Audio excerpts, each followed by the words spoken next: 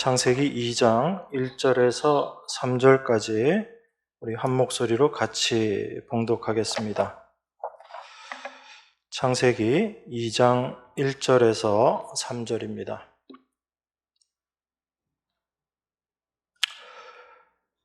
천지와 만물이 다 이루니라.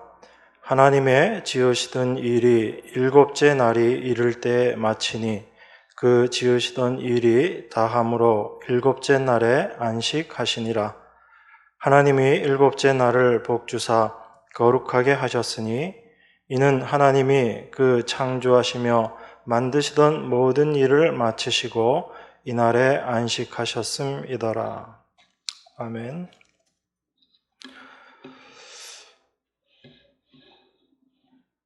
오늘 본문 말씀은 하나님께서 창조를 마치시고 안식하셨다라는 내용입니다. 일곱째 날에 대해서 이야기하고 있습니다.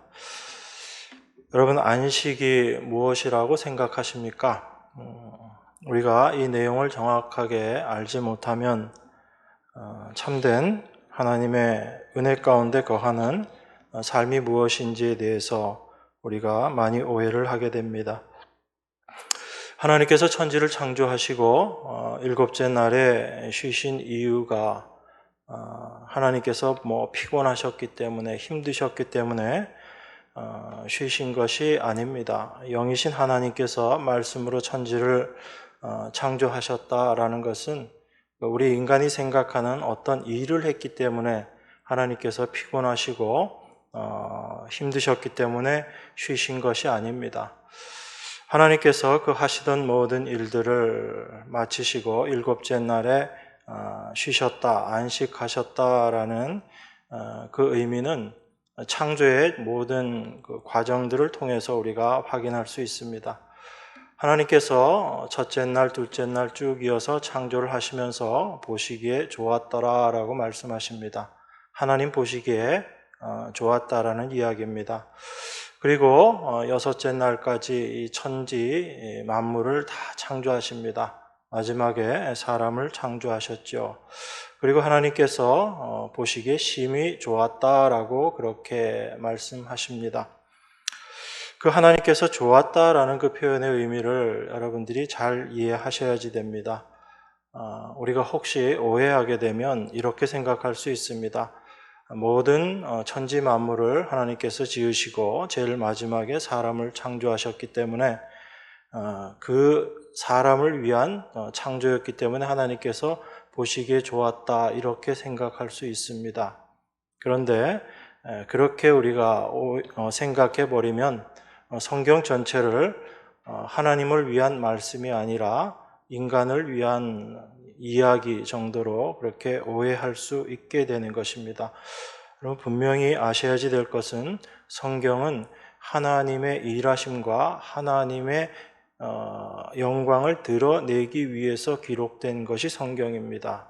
그걸 여러분들이 놓치시면 이 성경 말씀을 나의 유익을 위한 말씀으로 오해해 버립니다. 성경은 분명히 인간의 구원에 대해서 이야기하고 있거든요.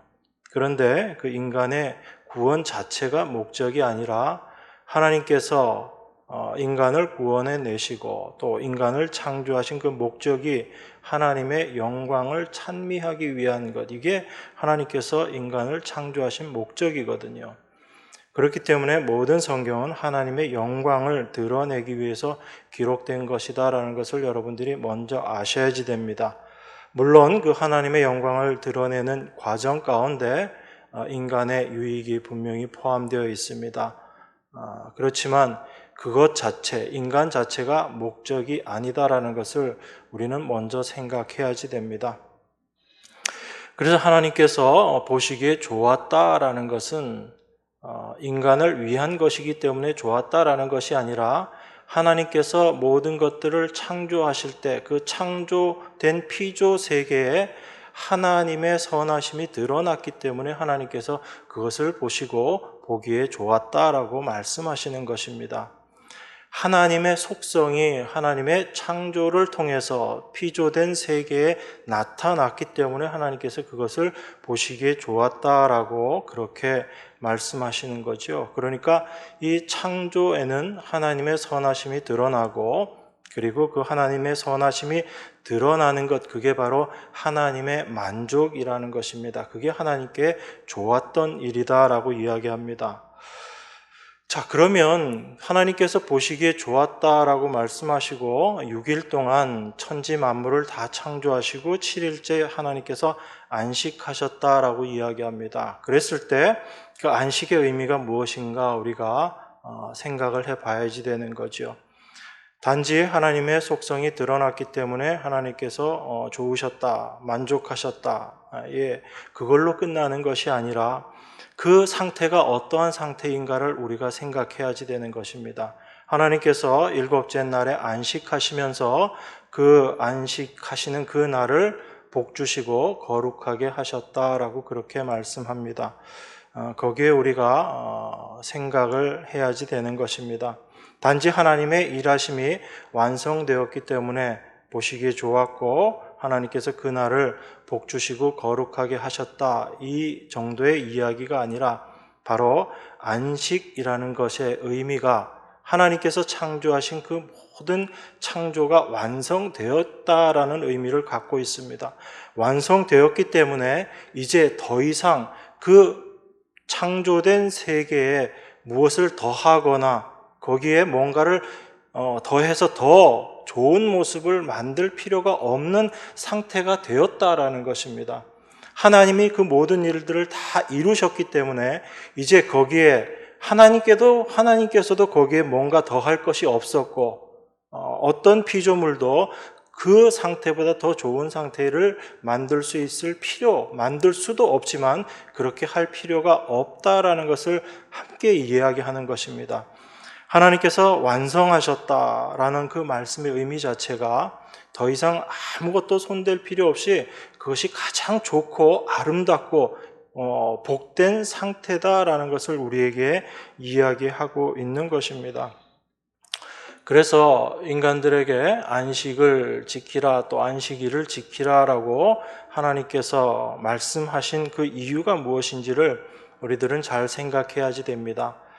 그냥 일주일에 하루를 쉬어라라는 그런 의미에서의 안식이 아니라 그 쉼을 통해서, 하루를 쉬는 그 시간들을 통해서 하나님의 창조가 어떠한 것인지를 생각하라는 이야기입니다. 인간이 쉬면서 하나님의 창조가 어떠하고 하나님의 창조가 과연 무엇인가를 우리에게 생각하게끔 하시는 것입니다. 자, 우리 사람들은 어떤 존재인가 하면요, 뭔가를 하지 않고 활동하지 않으면 자기의 존재 가치를 느끼지 못합니다. 어떤 일을 하고 있을 때 자신이 살아있다라고 생각하죠. 그래서 우리가 어떤 사고를 당해서 꼼짝하지 못하고 침상에 누워있는 사람을 우리가 식물인간이다라고 이야기합니다. 움직이지 못하기 때문에 인간은 인간인데 식물인간이라는 거죠. 인간의 가치를 전혀 드러내지 못하는 그런 상태를 이야기하는 것입니다. 그만큼 우리 사람들은 자기가 뭔가 하고 있다라는 것에 존재 가치를 느끼게 되고 움직임으로 말미암아 내가 살아있구나라는 것을 느끼는 거죠. 그래서 여러분들이 삶 속에서도 제일 무기력하게 느낄 때가 내가 아무것도 할 수 없는 존재가 되었구나라는 것을 느낄 때, 문득 그런 것들을 여러분들이 경험하게 될 때 여러분 안에 어떤 상실감, 허탈감, 그런 것들이 찾아오는 것입니다. 그런데 이게 타락한 이후의 인간의 모습이라는 것을 여러분들이 분명히 이해하셔야지 됩니다. 원래 하나님께서 인간을 창조하실 때는 인간 스스로가 무엇을 함으로 말미암아 자기 스스로 만족감을 갖고 자존감을 갖는 그런 존재로 하나님께서 인간을 창조하지 않으셨던 거예요. 그걸 우리들이 먼저 생각해야지 됩니다. 그래서 인간은 하나님께서 모든 것들을 다 완성시켜 놓은 그 위치에서 존재하게 되었고, 인간이 무엇을 하는 존재가 아니라 하나님께서 준비해 놓고 예비해 놓으신 그 모든 것들을 누리는 존재로 창조된 거예요. 그래서 인간의 할 일이라는 것은 결론을 먼저 말씀드리면 무언가를 해서 하나님께 영광을 올려드리는 것이 인간의 참된 모습이 아니라 하나님께서 이루어 놓으신 것들을 마음껏 누리면서 그 하나님의 일하심, 하나님의 은혜 앞에 감사하는 모습, 그것이 바로 인간의 본래의 모습이라는 것입니다. 그게 새로운 피조물로서 살아가야지 되는 우리 성도들의 참된 모습이다라는 것을 여러분들이 먼저 생각하셔야지 됩니다. 그래서 이 안식을 이야기할 때 나중에 인간들에게 안식일이라는 율법으로 주어집니다. 그런데 이 안식일이라는 율법으로 주어질 때는 이미 인간들이 범죄하고 난 이후의 모습인 거죠. 그래서 안식일을 지키라라고 이야기하는 것입니다. 단지 하루를 쉬라라는 의미에서의 안식일 지킴이 아니라 그 안식일 지킴을 통해서 하나님의 창조가 어떻게 우리 삶 가운데 영향을 미치고 있는가, 우리가 하나님의 창조를 어떻게 이해해야 하는가를 우리에게 말씀하고 있는 거죠. 여러분, 출애굽기 20장 11절에 보면 이렇게 이야기합니다. 이는 엿새 동안에 나 여호와가 하늘과 땅과 바다와 그 가운데 모든 것을 만들고 제 7일에 쉬었음이라. 그러므로 나 여호와가 안식일을 복되게 하여 그날을 거룩하게 하였느니라. 이렇게 이야기합니다. 하나님께서 십계명에서 안식일을 지키라라는 이 계명을 주시면서 어떻게 얘기하시냐면 엿새 동안에 내가 천지 만물을 다 창조했다, 다 지었다, 그리고 제 7일째 되는 날 쉬었다, 이 말씀을 하시고 하나님께서 그 안식일을 복되고 거룩하게 했다라고 이야기합니다. 창조를 말씀하시면서 안식일을 이야기하고 계시거든요. 그런데 동일한 십계명을 이야기하시면서 신명기에서는 이렇게 이야기합니다. 신명기 5장 15절에 보면 이렇게 이야기합니다. 너는 기억하라. 내가 애굽 땅에서 종이 되었더니 너의 하나님 여호와가 강한 손과 편팔로 너를 거기서 인도하여 내었나니 그러므로 너의 하나님 여호와가 너를 명하여 안식일을 지키라 하였느니라. 똑같은 안식일 규례를 이야기하면서 이번에는 무엇을 근거로 드냐면 내가 애굽 땅에서 종이 되었는데 너의 하나님 여호와가 너를 거기서 인도하여 내었다, 너를 구원했다라고 이야기합니다. 똑같은 십계명을 이야기하고 안식을 이야기하면서 하나님의 창조를 이야기하고 안식을 이야기합니다. 또 하나의 모습은 우리를 애굽 땅에서 건져내신 그 구원, 애굽에서 건져내었다라는 이것은 단순히 우리가 어떤 구원받은 그것만을 이야기하는 것이 아니라 우리의 모든 구원 전체를 이야기하는 것입니다. 안식일을 이야기하면서 애굽에서의 구원을 이야기하고 있는 거예요. 그러면 여러분들이 생각해 보셔야지 되는 겁니다. 하나님께서 창조하실 때, 그리고 하나님께서 우리를 구원하셔서 그 구원의 일을 이루어내시는 그 모든 일에 우리 인간이 한 것이 아무것도 없다라는 거예요. 지금 안식일을 지키라라는 것은 우리에게 그것을 이야기하고 있는 것입니다. 사람의 일함이라는 것은 아무것도 없다라는 거예요. 하나님께서 우리를 구원하시고 하나님께서 천지를 창조하시는 그 모든 일 가운데 하나님 홀로 일하시고 하나님 홀로 일하셨기 때문에 그것이 온전한 것이고 그것이 온전한 완성된 모습이다라는 것을 우리에게 이해하고 바라보라는 것이죠. 그걸 우리가 자꾸 놓치는 겁니다. 하나님께서 우리를 구원하셨으니까 우리가 하나님 은혜에 보답하기 위해서 뭔가를 해야지 되는 게 아닌가. 제가 지난 시간에도 그런 말씀 드렸죠. 전시회에 가면 뭐라고 쓰여 있다고요? 작품에 손대지 마시오라고 쓰여 있습니다. 여러분들이 작품에 손대는 순간 그 작품은 망가지는 거예요. 여러분들은 그 작가가 만들어 놓은 작가의 작품을 보면서 그 아름다움, 그것을 그냥 여러분들은 보시고 즐기고 느끼시기만 하면 되는 거예요. 그게 여러분들이 누리는 겁니다. 그런데 거기에 여러분들이 뭘 자꾸 더한다라는 것은 오히려 그 작품을 망치는 것이다라는 것을 먼저 생각하셔야지 돼요. 여기서 조금 더 우리가 생각해 보겠습니다. 여러분, 하나님께서 안식일을 지키라라고 말씀하신 것, 이건 과연 누구를 위한 안식인가라는 걸 여러분들이 한번 생각해 보시기 바랍니다. 우리는 안식일 그러면 우리가 쉬는 것을 먼저 생각합니다. 그런데 성경에 보면 하나님께서 먼저 안식하셨다라고 나오거든요. 하나님의 안식이 먼저인 겁니다. 우리는 구원을 생각해도 내 구원을 항상 중심에 두고 나의 천국을 생각하고, 그렇지만 성경은 그렇게 이야기하지 않거든요. 아까 말씀드렸다시피 우리의 구원이 최종 목표가 아니라 하나님의 영광이 최종적인 목표인 것입니다. 그래서 에베소서 1장 6절에서 그렇게 이야기하잖아요. 우리가 구원받은 것, 하나님께서 우리를 부르신 것은 하나님의 은혜의 영광을 찬미하게 하기 위함이시다라고 이야기합니다. 이게 인간의 존재 목적이거든요. 우리가 거기에서 자꾸 벗어나는 것입니다. 구원도 나를 위한 구원이고 천국도 나를 위한 천국이고, 우리의 목표가 자꾸 우리의 시선이 그렇게 가는 거죠. 그런데 성경은 그 모든 것에 앞서서 하나님의 안식과 하나님의 영광을 이야기합니다. 그 하나님의 안식에 우리가 동참되어짐으로 말미암아 우리가 안식을 누리는 것이지, 우리의 안식을 위해서 하나님께서 일을 하시는 것이 아니다라는 것을 먼저 아셔야지 되는 거예요. 그러니까 하나님은 당신이 안식하심으로 말미암아 하나님께서 안식하는 그 세계가 어떤 세계인지를 우리로 하여금 깨닫게 하시기 위해서 그 안식에 우리를 동참시키시는 거예요.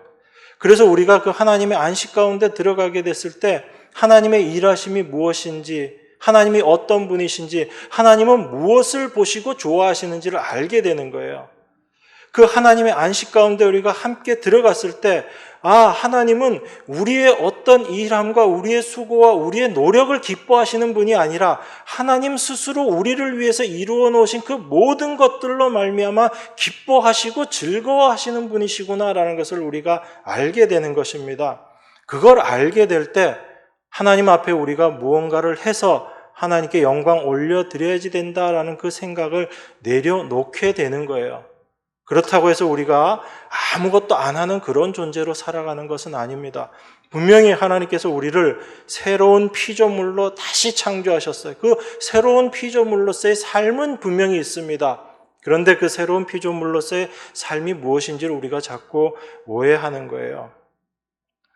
여러분 2절에 보면 이렇게 이야기합니다. 창세기 2장 2절에 보면 하나님께서 지으시던 일이 일곱째 날이 이를 때에 마쳤다라고 그렇게 이야기합니다.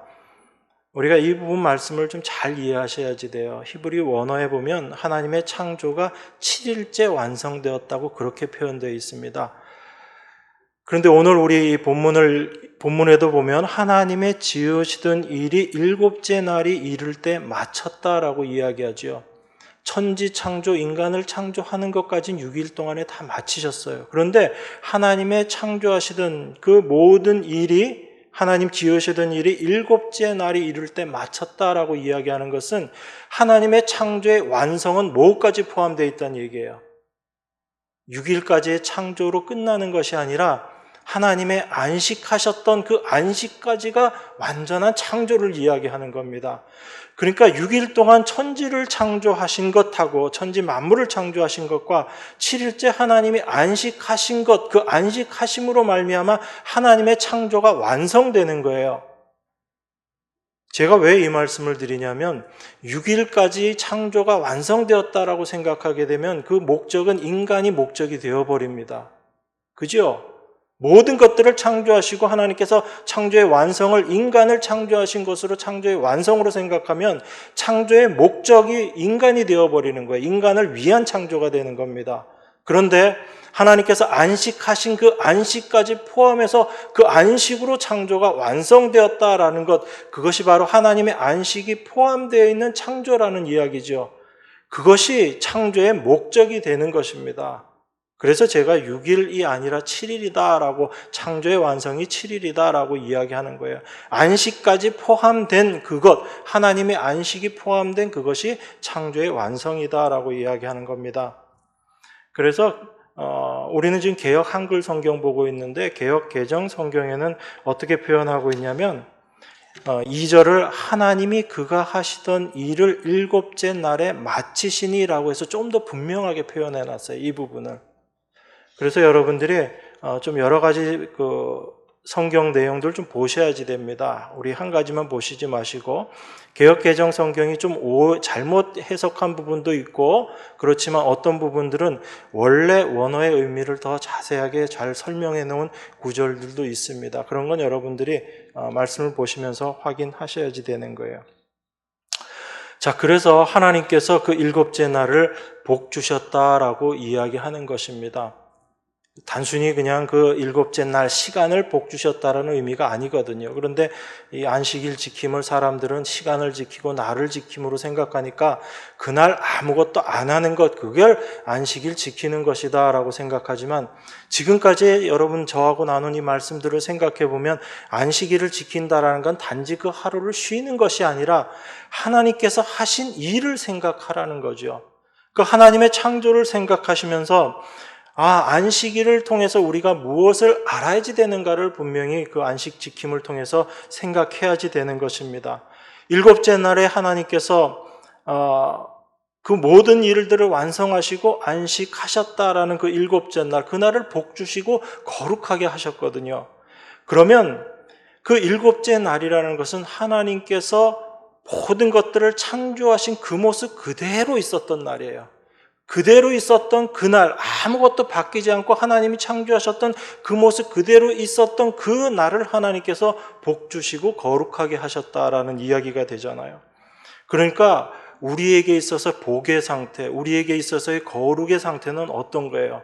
여러분들이 뭔가 더 열심을 해서 거룩한 모습으로 여러분 자신을 만들어 가는 걸까요? 아니면 하나님께서 여러분들에게 주신, 하나님께서 여러분들을 만들어 놓으신 그 모습 그대로 감사하면서 그것이 하나님의 나에게 주신 은혜의 모습이다라는 것을 이해하고 깨닫는 그것이 참된 복의 모습이고 참된 거룩의 모습인가라는 걸 여러분들이 분명히 이해하셔야지 되는 겁니다.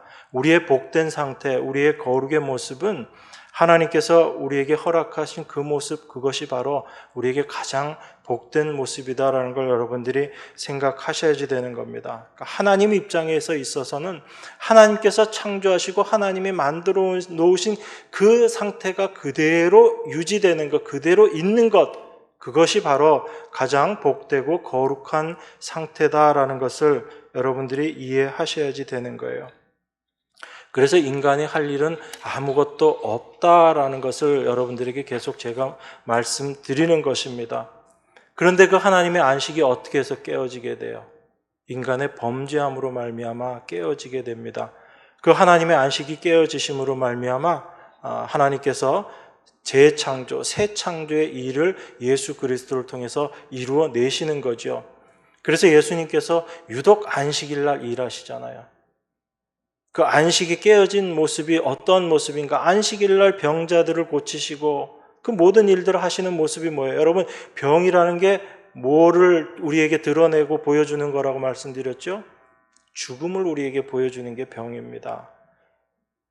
우리의 삶 속에서 죽음이라는 건 눈에 보이지 않거든요. 그런데 어느 날 질병이 나에게 찾아왔을 때 죽음이라는 것이 막연하던 죽음이 실제적인 죽음으로 우리에게 나타나고 드러나게 되는 거예요. 그래서 예수님께서 그 안식이 깨어진 상태, 병자들, 불구자들, 그런 사람들을 예수님께서 고치시는 거예요. 그러시면서 뭐라고 말씀하시죠? 안식일 날 일하시면서 내 아버지께서 일하시니 나도 일한다라고 말씀하시는 거예요. 하나님은 지금도 그 하나님의 안식을 온전히 우리 삶 가운데 이루어 내시기 위해서 일하고 계시는 거예요. 하나님의 일하심을 여러분들이 먼저 바라보시고 이해하셔야지 돼요. 여러분들이 뭔가를 하겠다라는 생각을 내려놓으셔야지 되는 것입니다. 그래서 그 하나님의 일하심을 우리가 올바로 알고 바라보게 될 때 예수 그리스도를 통해서 이루어 놓으신 하나님의 은혜, 하나님의 사랑이 무엇인지를 우리가 조금씩 알아가는 거예요. 예수님께서 십자가에서 다 이루셨다라는 그 말씀의 의미가 무엇인지 여러분들은 점점 더 깊이 알아가는 것입니다. 그냥 다 이루셨다라고 얘기하니까 다 이루셨나 보다, 그 차원의 말씀이 아닌 거예요. 더 이상 내가 뭘 더하고 할 것이 없을 정도로 하나님께서 다 다 이루 놓으셨다는 거예요. 근데 여러분들은 여러분 자신을 바라보니까 뭔가 부족한 것 같죠? 내가 원하는 내 모습이 아니기 때문에 우리는 자꾸 환경을 바라보며 나를 바라보며 부족한 것처럼 생각하는 것뿐이지만 예수님은 이미 다 이루어 놓으셨다라는 거예요. 그걸 여러분들이 믿음 안에서 바라보게 될 때 지금 여러분들의 삶의 모습, 형편이 어떠하든지 하나님의 은혜 앞에 감사할 수 있는 삶을 살아가게 되는 거죠. 그게 새로운 피조물로서의 삶이다라는 것입니다. 여러분들 이걸 잘 기억하셔야지 돼요. 여러분 우리 에스겔 20장에 보면 에스겔 20장 20절에 보면 하나님께서 어떻게 말씀하시냐면 광야에서 이스라엘에게 안식일을 주었는데 그 안식일 주신 것이 바로 이스라엘과 하나님 사이에 표징을 삼으셨다라고 그렇게 이야기합니다. 그런데 그 안식일을 주시고 안식일을 지키게 광야에서 이스라엘로 하여금 그 안식일을 지키게 하심으로 말미암아 그 안식일 지킴과 같이 무엇을 이야기하냐면 만나 주심을 같이 이야기하고 있거든요. 여러분 광야에서 보면 다른 절기들은 지킨 게 없습니다. 그런데 안식일은 지키라라고 특별히 그 절기를 계속 지키게 하셨거든요.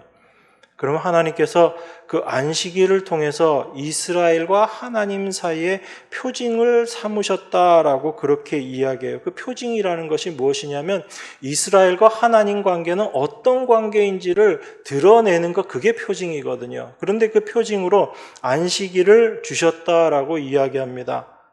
그게 바로 이스라엘은 하나님이 주신 것, 하나님 주신 것으로 살아가는 존재가 바로 이스라엘이다라는 그 표징으로 하나님께서 안식일을 주신 거예요. 여러분 하나님께서 광야에서 이스라엘 백성에게 특별히 허락하신 것이 만나라는 것을 하나님께서 이스라엘 백성들에게 광야에서 주셨죠. 그 만나를 주시면서 하나님께서 한 가지를 이야기하십니다. 내일 거 너희들 고민하지 말고 그날 먹을 것만 거두어서 먹어라라고 이야기합니다. 그런데 6일째 되는 날, 여섯째 날은 이틀 먹을 걸 구하고 7일째 안식일 날에는 나가서 구하려고 하지 마라. 가도 없다라고 이야기하십니다.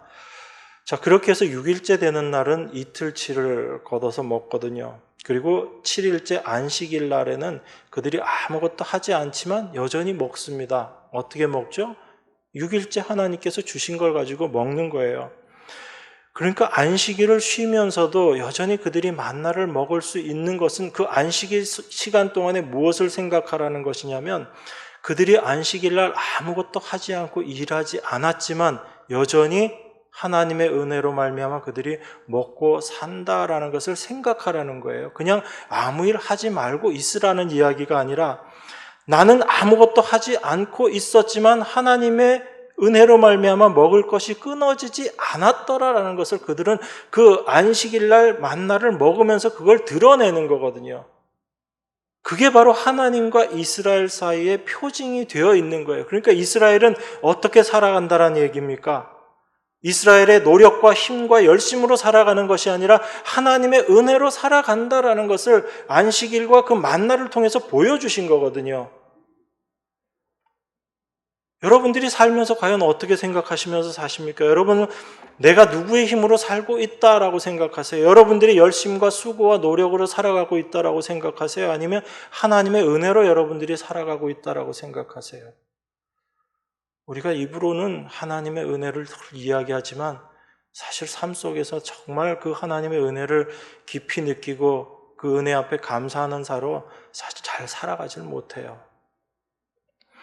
여러분, 하나님께서 이스라엘에게 그 광야에서 만나를 주셨는데 이 만나가 언제 그쳐지죠? 가나안 들어가서 여호수아 5장 12절에 보면 그 얘기를 합니다. 이스라엘이 그 땅 소산을 먹은 다음 날 만나가 그쳤다라고 이야기해요. 자, 그러면 한번 여러분 생각해 보세요. 이스라엘이 광야에서 만나를 하나님께서 주신 그 만나를 열심히 먹으면서 하나님의 은혜로 사는 것이구나라고 생각하고 그들이 살아왔습니다. 이제 광야에서 요단강을 건너서 가나안으로 들어갔어요. 근데 가나안으로 들어갔는데 그 땅에 있는 소산을 먹고 나서부터 그 다음날 이제 만나가 그쳐버렸거든요. 그러면 이스라엘이 지금까지는 하나님이 주신 만나로 먹었는데 이제 가나안에 있는 그 땅 소산을 먹으면서 그 먹음과 동시에 그들은 이제 우리의 수고와 노력과 열심으로 우리가 이 땅에 있는 것들을 먹는구나 그렇게 생각하는 거예요? 아니면 이스라엘의 삶은 여전히 지금은 만나가 아니라 이 땅의 소산으로 이스라엘이 먹는 것은 바뀌었지만 여전히 이스라엘은 어떤 생각 속에서 어떤 모습으로 살아가야지 되는 거예요? 그 가나안에 있는 것들을 먹으면서도 여전히 만나 대신 그 가나안의 소산으로 바뀌어진 것뿐입니다. 모습은 하나님께서 만나라는 모습으로 내려주시던 그 모습이었지만 이제 가나안에서는 모습만 만나에서 땅에서 솟아나는 소산으로 바뀌어져 버린 것뿐이에요. 동일하게 그 가나안에서의 소산 자체도 하나님께서 주시는 만나라는 거예요. 그래서 예수님께서 그 만나 이야기를 하시면서 이스라엘이 그 하나님께서 주신 만나를 먹으면서도 다 죽었다라는 그 의미를 이야기하시는 내용이 뭐예요? 하나님이 주신 만나의 의미를 이스라엘이 올바로 알지 못했다는 이야기잖아요. 그래서 그 모습이 가나안에서도 여전히 똑같이 드러나는 거예요. 가나안에서의 삶이라는 것 자체가 누구의 은혜? 하나님의 은혜로 산다라는 겁니다. 그들이 이 일을 했기 때문에 땅에서 소산이 솟아나는 거예요. 사람이 일한다고 먹을 것들이 생겨나는 겁니까? 그게 아니잖아요. 하나님께서 주시지 않으면, 해와 물과 빛을 주시지 않으면 그 어떤 것들도 생겨날 수 없는 것이거든요. 그 모든 것들이 하나님의 창조의 일하심으로 말미암아 우리가 얻게 되는 것일 뿐이죠. 그런데 인간은 열심히 일했기 때문에 소산이 생겼다고 생각하고 그것을 나의 것이라고 생각합니다. 그런데 하나님은 그게 아니다라는 이야기죠. 만나를 통해서 이미 보여주셨다라는 거예요. 그리고 이스라엘이 가나안에 들어가게 된 것이 어떻게 들어가게 된 것인지를 분명하게 이야기해 줍니다. 그리고 그 가나안에서의 삶이 어떠해야 하는지를 여호수아 5장에 보면 자세하게 설명하고 있어요. 여러분, 이스라엘이 요단강을 건너가서 가나안 들어가 가지고 제일 첫 번째 했던 일이 뭐냐면 여호수아가 이스라엘 백성들에게 5장 2절에 보면 할례를 행하라라고 이야기합니다. 여러분, 할례라는 게 어떤 겁니까? 내 자신의 죽음을 고백하는 게 할례잖아요. 나는 아무것도 할 수 없는 존재입니다라는 것을 고백하는 게 할례잖아요. 그래서 하나님께서 아브라함에게 이삭을 주실 때도 할례를 행하다라고 그렇게 말씀하신 거예요. 왜냐하면 아브라함의 힘으로 이삭을 낳는 것이 아니다라는 것을 말씀하시는 거죠. 이삭 주리라 말씀하신 그 하나님께서 그 말씀을 이루어 내시는 것, 그게 아브라함의 100세 되던 해에 태어난 이삭의 모습이거든요. 그런데 그 이삭이 나기 전에 할례 행하라라고 하나님께서 말씀하신 것은 이삭은 아브라함의 힘이 아닌 하나님의 은혜로 태어난 존재다라는 것을 보여주시고 하나님의 말씀은 하나님께서 이루어 내신다라는 것을 보여주시는 것, 그게 할례의 의미거든요. 그러면 이스라엘 백성들을 이제 가나안에 집어넣습니다. 그런데 첫 번째 했던 일이 바로 할례 행하라는 거예요. 그러면 그 가나안에서의 삶은 누가 주인이 되어서 누가 주체가 되어서 살아가는 삶이란 얘기예요. 이스라엘의 열심이 아니라 하나님의 일하심, 하나님의 은혜로 살아가는 곳이 가나안이다라는 것입니다. 그래서 가나안에서 어떤 소산을 얻더라도 가나안 정복 전쟁을 통해서 그 가나안 족속들을 다 물리치는 그 일들 가운데 누가 그 모든 일들을 행하신다는 얘기예요? 하나님께서 그 일을 하신다라는 이야기입니다.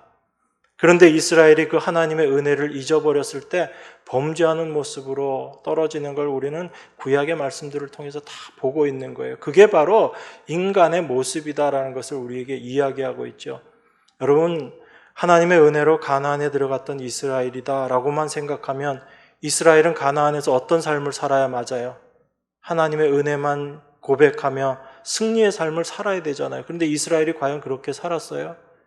그들에게 먹을 것이 풍족해지기 때문에 그들은 하나님 버려요. 오히려 하나님 섬기지 않는다고요. 그리고 전쟁에서 이기고 나니까 자기들이 잘해서 이긴 거라고 생각하고 다음번엔 자기들의 힘으로 전쟁을 하려고 합니다. 계속 실패하는 모습을 보여주죠. 가나안에서의 삶은 어떤 삶이라는 걸 이야기하고 있는 거예요. 하나님의 은혜만을 올바로 깨닫고 살아가는 삶, 그게 바로 가나안에서의 삶이다라는 이야기입니다.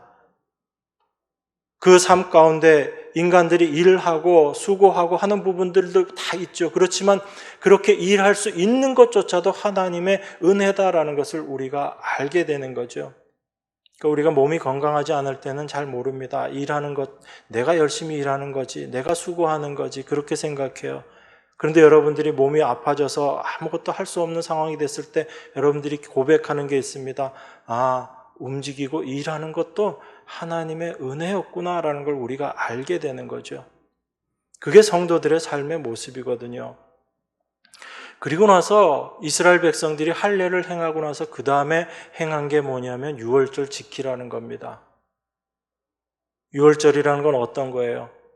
예수 그리스도의 십자가의 죽으심으로 말미암아 애굽에서 건져내심을 받는 것. 이건 단순한 구원, 그 차원의 구원이 아니라 우리의 모든 구원을 같이 이야기하고 있는 거예요. 그래서 이스라엘이 애굽에서 광야로 나올 때 유월절을 통해서 나왔지만 광야에서는 유월절을 못 지킵니다. 40년 동안 유월절을 못 지키거든요. 그리고 나서 광야에 나온 첫 해 유월절 이야기가 하고 그리고 유월절 얘기가 없어요. 그리고 나서 가나안 들어가고 나서 유월절을 지킵니다. 그리고 그 유월절 지킨 그 다음날 만나가 끊어지고 그 땅의 소산들을 먹는다는 이야기가 쭉 나오거든요. 그러면 그 가나안에서의 삶의 모습이 무엇을 중심으로 살아가야지 되는가? 바로 할례라는 거예요. 그리고 또 하나는 유월절이라는 겁니다. 이게 다 하나님의 일하심과 하나님의 은혜를 이야기하고 있는 거죠. 그래서 가나안에서의 삶이 그 모습을 이야기하고 있는 그것을 우리가 분명히 이해해야지 되는 것입니다. 그러니까 하나님께서 안식일을 우리에게 이야기하시고 안식일 지키라라고 이야기하는 건 그냥 단지 하루의 쉼을 이야기하는 것이 아니라 그 안식일을 통해서 하나님의 일하심을 우리가 올바로 알고 그 하나님의 일하심 가운데 우리가 어떤 모습으로 하나님 은혜 앞에 감사하며 살아가야 되는 존재인가, 그것을 분명히 우리에게 깨닫게 하심이 바로 안식의 의미다라는 걸 여러분들이 분명히 아셔야지 됩니다. 자, 그래서 우리는 그 하나님의 은혜로 말미암아 온전히 살아가야지 되는 그 은혜 가운데, 안식 가운데 살아가야지 되는 존재인데 그것을 지금도 방해하고 있는 존재가 바로 사탄이 우리에게 역사하고 있는 모습이거든요. 인간의 범죄로 하나님의 안식이 깨어졌다라는 것, 이건 여러분들 자세히 생각해 보시면 바로 이걸 이야기하는 겁니다. 하나님의 일하심을 인정하지 않는 것, 이게 바로 하나님의 안식이 깨어진 모습이잖아요. 그 모습이 바로 아담과 하와가 내가 하나님처럼 되겠다라고 자기 스스로 자기의 가치를 생각하고 하나님 말고 내가 일함으로 말미암아 내가 이제 선악을 구별하고 하나님처럼 되겠다라고 생각하는 그 모습, 그게 바로 안식이 깨어진 모습이거든요. 그런데 지금도 우리 안에서 계속 우리를 유혹하는 사탄의 모습이 그건 것입니다. 인간의 가능성을 부정하지 말라라고 우리에게 계속 유혹하는 거예요. 그래서 사탄이 주관하고 있는 이 세상에서 가장 귀중한 가치는 뭐냐면 인간의 존엄이에요. 인간이 인간으로서의 자기 가치를 드러내는 것, 그래서 자기의 자존감을 가지는 것, 이게 이 세상에서 가장 중요하게 갖고 있는 인간 본질에 대한 어떤 가치잖아요. 그게 이 세상을 주관하고 있는 사탄의 모습에 이 세상이 현혹되어 있는 모습이거든요.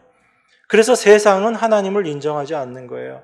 하나님 없어도 우리는 살 수 있다라는 거죠. 그래서 과학을 발전시키고 여러 가지 문명들을 만들어내면서 하나님 없이도 우리가 이렇게 좋은 것들을 만들어내고 있다라고 그렇게 생각하고 있는 겁니다. 그런데 인간이 만들어내는 것들의 결과가 어떻게 되는지를 우리가 잘 보셔야지 돼요. 지금 과학이 많이 발전해서 인간들의 평균 수명이 거의 100세까지 됐죠. 요즘에는 90세, 100세 이렇게 많이 되셨는데, 자, 그렇게 되고 나니까 이제 어떤 문제가 되나요? 그때까지 편안하게 다 잘 사는 게 아니라 오히려 이제 60세, 70세 됐어도 앞으로 남은 그 여생을 어떻게 살아야지 될 것인지에 대한 삶의 고민만 사실 더 늘어난 거예요.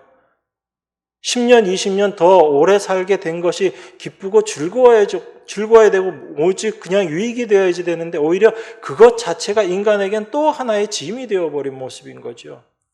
그러니까 사람이 하는 일이라는 것이 다 그런 거거든요. 근데 우린 그걸 알지 못합니다. 그래서 우리가 열심히 일하고 과학을 발전시키고 문명을 발전시키면 인간에게 좋은 세상이 올 것이다 라고 그런 환상을 가지고 있는 거죠. 그게 세상에 심어놓은 사탄의 생각이거든요. 그럼 그리스도인들에게 사탄은 어떻게 역사하냐면 인간의 가능성을 포기하지 말라는 거예요. 너도 할 수 있다라는 겁니다. 하나님께서 일하셨지만 그 하나님의 일하심에 너도 도움이 되는 존재다라는 것을 자꾸 우리 속에 집어넣는 거예요. 그래서 오직 하나님의 일하심을 바라보는 것이 아니라 내 자신을 주목하게 되고 내가 뭔가 할 수 있는 존재다라는 것을 생각하게끔 하는 것이 사탄이 우리 안에서 역사하는 모습이다라는 걸 우리가 분명히 알아야지 됩니다. 우리는 구원받기 전에는 하나님 일을 할 수 없었지만 이제 구원받은 후에는 하나님 할 수 있는 존재로 변했다라고 우리가 자꾸 이렇게 생각합니다. 우리가 변했다라고 생각해요. 내 본성이 바뀌고 내 본질이 바뀌었다고 생각해요. 그렇지만 그렇지 않습니다, 여러분. 우리 죄된 본성 자체는 절대 변하지 않아요. 다만 무엇이 바뀌고 무엇이 변했냐면 내 안에 새 생명이신 그리스도가 내 안에 들어오셨다라는 게 우리에게 변화된 거예요. 그래서 내가 죽을 때 내 안에 계신 그리스도가 나타나시고 그리스도가 일하심으로 말미암아 그 변화된 모습이 나를 통해서 드러나게 되는 것이지 내 존재 자체, 내 본질 자체가 바뀌어지는 게 아닌 거거든요. 그런데 우리는 자꾸 내가 바뀌었다고 생각해요. 왜 그렇게 생각할까요? 여전히 내 존재에 가치를 두고 있기 때문에 그래요. 나는 여전히 죄의 존재이고 나는 여전히 죽을 수밖에 없는 그러한 존재이다, 멸망의 존재이다라는 걸 인정하고 싶지 않은 거예요. 나는 이제 예수님도 알고 하나님도 알고 성령님도 내 안에 계시기 때문에 나는 이제 이전과 다른 존재로 바뀌고 변했다라고 그 본질이 자꾸 바뀌는 내 존재의 가치를 그렇게 높이고 싶은 거예요. 그렇지만 성경은 그렇게 얘기하지 않습니다. 우리 안에 오신 그리스도가 귀중한 분이시고 그 그리스도가 우리 삶 가운데 나타나게 될 때 그리스도 하나님의 모습이 우리의 삶을 통해서 나타나고 드러나게 되는 것이지 우리가 변하고 바뀌었다라고 이야기하지 않거든요. 그래서 성경은 철저하게 우리 옛사람의 죽음에 대해서 이야기하고 있지 우리 옛사람이 바뀌고 변화되어서 하나님께 영광 올려드린다 그렇게 이야기하고 있지 않습니다. 그래서 성령의 열매라는 건 어떤 거예요? 우리 안에 들어오신 그리스도께서 일하심으로 말미암아 그 그리스도의 성품들이 우리 삶을 통해서 나타나게 될 때 자연스럽게 맺어지는 것, 그게 바로 성령의 열매인 거예요. 성령께서 우리 안에서 맺어내시는 열매, 그걸 성령의 열매다라고 그렇게 이야기하고 있는 것입니다. 그래서 우리는 늘 십자가 앞에서 우리 자신의 죽음, 우리의 본질을 발견하셔야지 돼요. 여러분 로마서 6장 6절에 보면 사도가 이렇게 이야기합니다. 우리가 알거니와 우리 옛사람이 예수와 함께 십자가에 못 박힌 것은 죄의 몸이 멸하여 다시는 우리가 죄에게 종노릇하지 아니하려 함이니 이렇게 이야기합니다.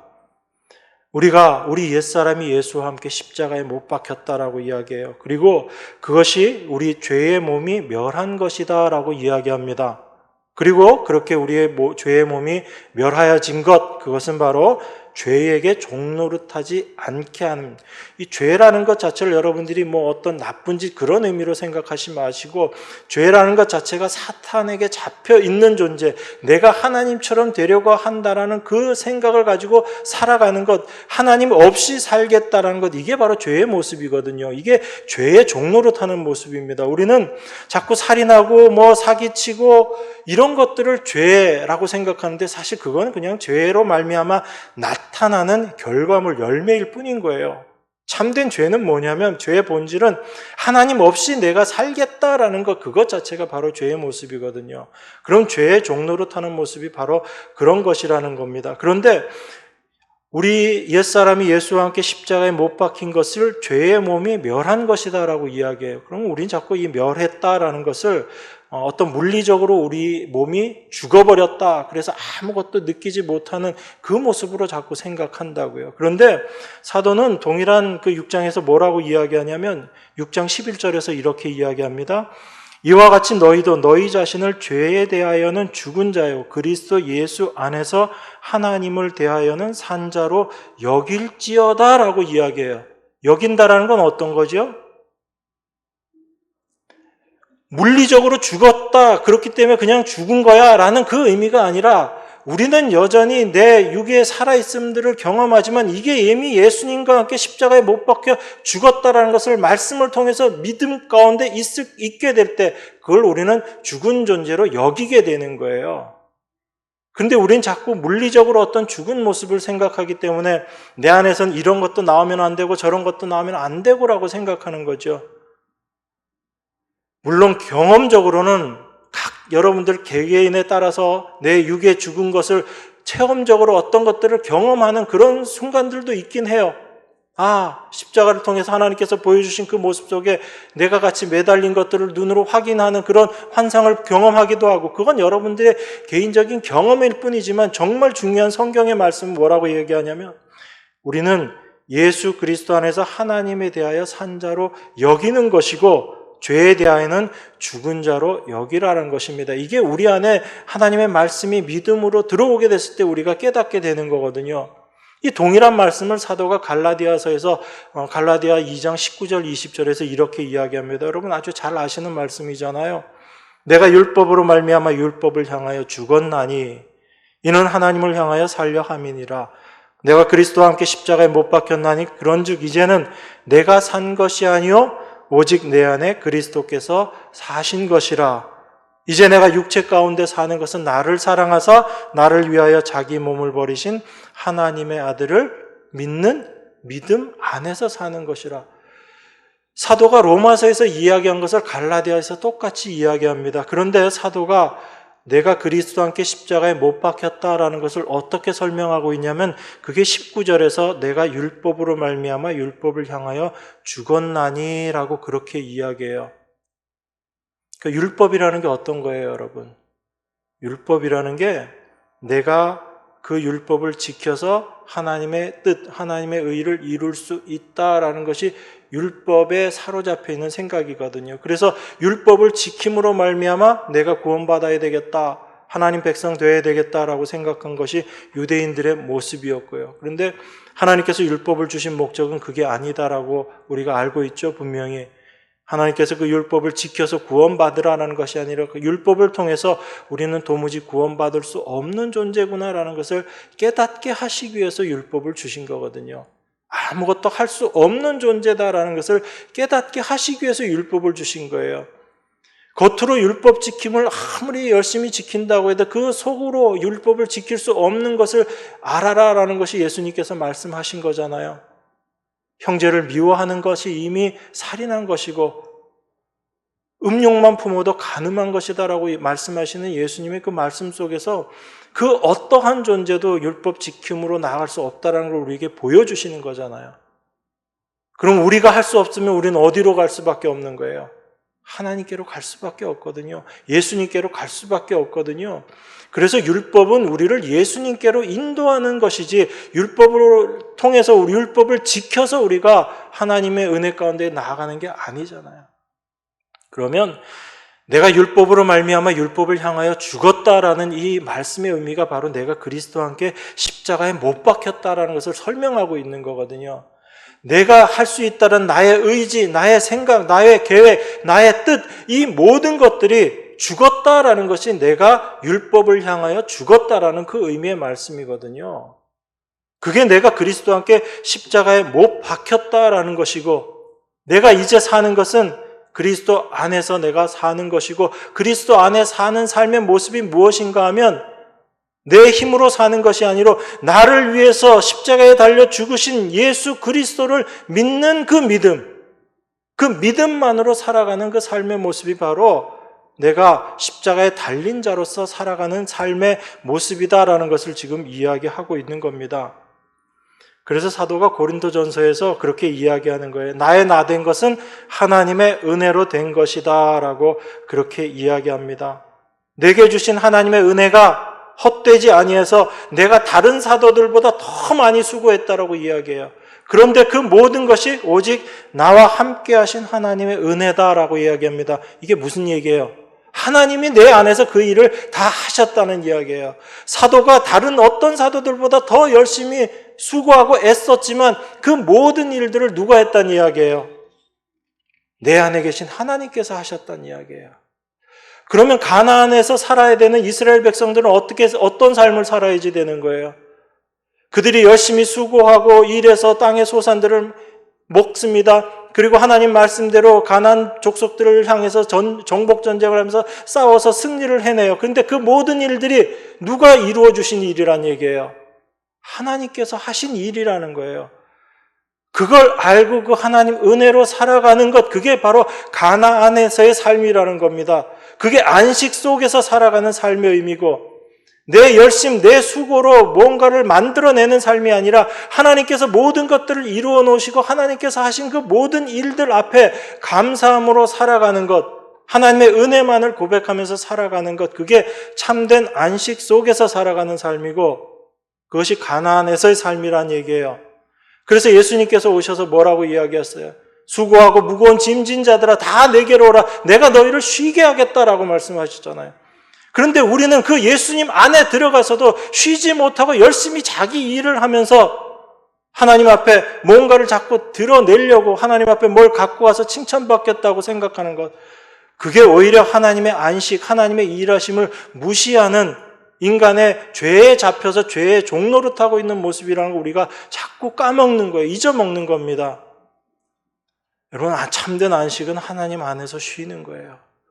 하나님이 여러분을 어떤 환경 가운데 여러분들을 밀어넣으시더라도 그 환경을 보시면서 불만 갖고 뭔가 부족한 것으로 생각하는 것이 아니라 하나님께서 해놓으신 그 모든 것들로 감사하면서 하나님의 은혜만을 드러내는 삶, 그게 여러분들이 참된 안식 가운데 거하는 삶인 거거든요.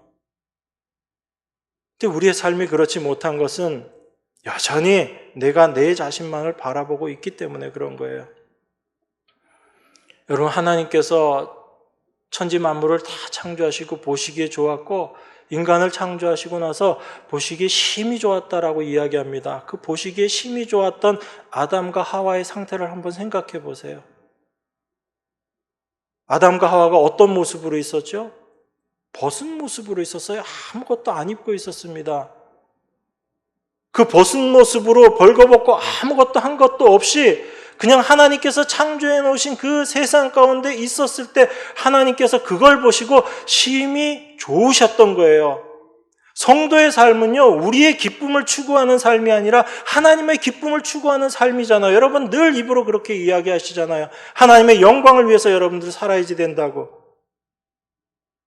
그러면 하나님께서 우리에게 허락하신 그 자체가 가장 귀한 것이다라는 그 감사가 우리 삶 가운데 나와야 되는데, 우리는 하나님 이거 좀 부족하니까 이거 해주세요, 저거 부족하니까 저거 좀 해주세요.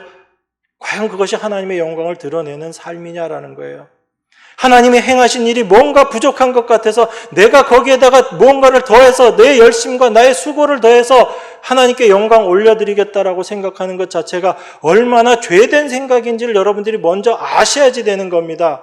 그걸 알게 되고 하나님 은혜 안에 들어가게 됐을 때 그 안에서 여러분들이 어떤 수고와 어떤 노력을 하더라도 사도와 같은 그 고백을 할 수 있는 거예요. 그거는 사도가 겸손해서 내가 이렇게 수고했는데 난 참 겸손해서 이거 다 하나님 하신 거야, 그런 이야기가 아니거든요.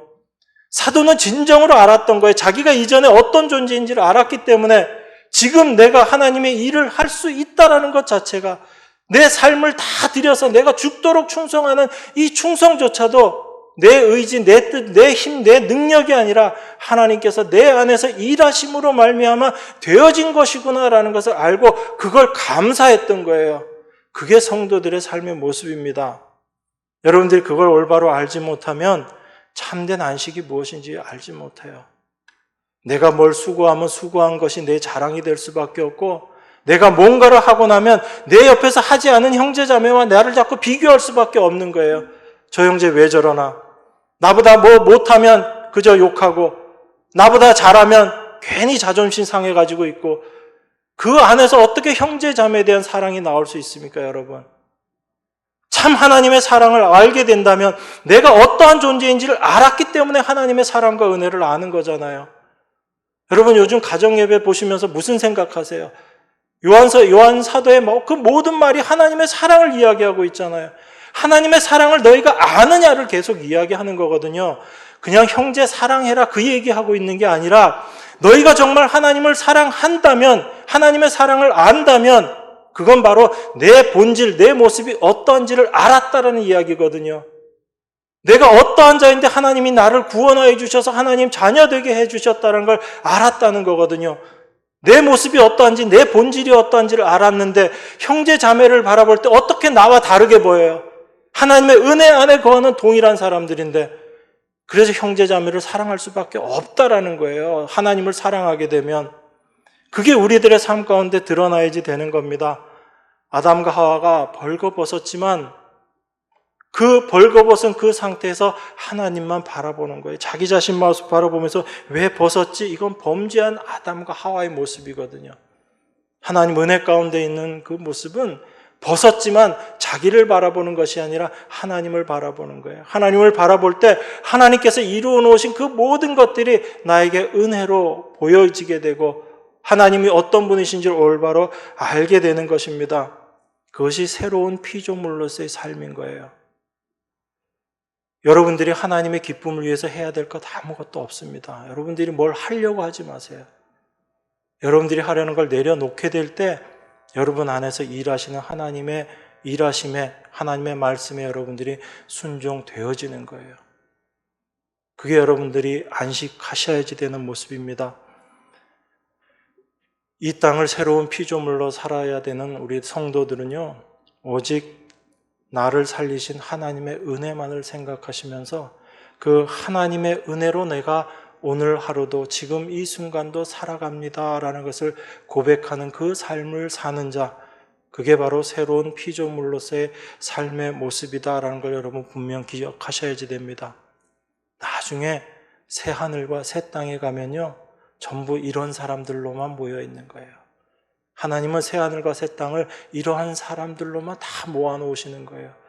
그래서 그곳에서는 영원히 하나님의 은혜만을 찬송하면서 살아가는 곳, 그것이 새 하늘과 새 땅에서의 성도들의 삶과 하나님과 성도들의 관계인 거예요. 우리와 하나님의 관계. 여러분 그게 참된 소망이 되어야죠. 여러분 수고와 열심 다 내려놓으시기 바랍니다.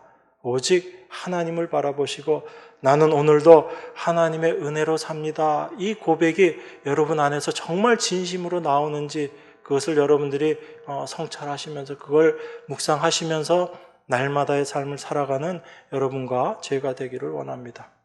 기도하겠습니다. 하나님 아버지 감사합니다. 하나님께서 우리에게 허락하신 안식일 지킴이 무엇인지, 참된 안식, 참된 쉼이 무엇인지를 잠시 말씀을 통해서 묵상했습니다.